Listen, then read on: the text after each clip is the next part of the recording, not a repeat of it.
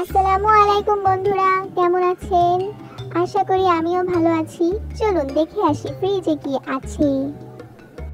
ও মাই god, ফ্রিজের ভিতর একদম ঝকঝকা ফকফকা পরিষ্কার, কিচ্ছু নাই। এত গরিব কি করে হয় মানুষ, ভাই আমি বুঝি না। কোন মহান ব্যক্তি এই মাছগুলো ফ্রিজের কোনায় ফেলে রেখেছিল জানি না। যাই হোক, মাছগুলো ধুয়ে ভালোভাবে পানি ঝরিয়ে নেবেন। গরিব মানুষ, ঘরে মাত্র 3টা আলু ছিল। এই আলুগুলাকে সুন্দর করে ধুয়ে এভাবে কেটে নিতে হবে। গাছে একটা ছোট ধুন্দল ছিল, সেটাকেও এভাবে সুন্দর করে কেটে নিচ্ছি। খাটের নিচে অনেক কষ্টে এই পেঁয়াজ টিনটা খুঁজে পাইছি গাইস।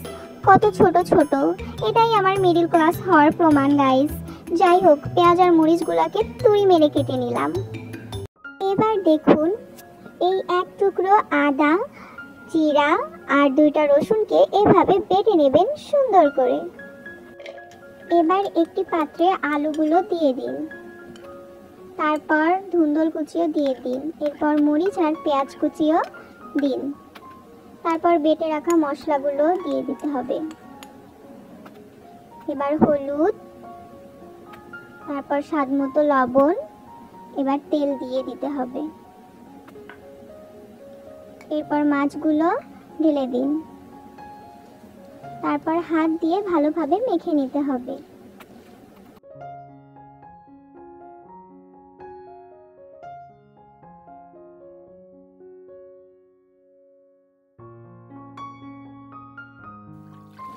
এবার আমি ঝোলের পানি দিয়ে দিচ্ছি। এবার ঢাকনা দিয়ে ঢেকে চুলায় বসিয়ে দিন।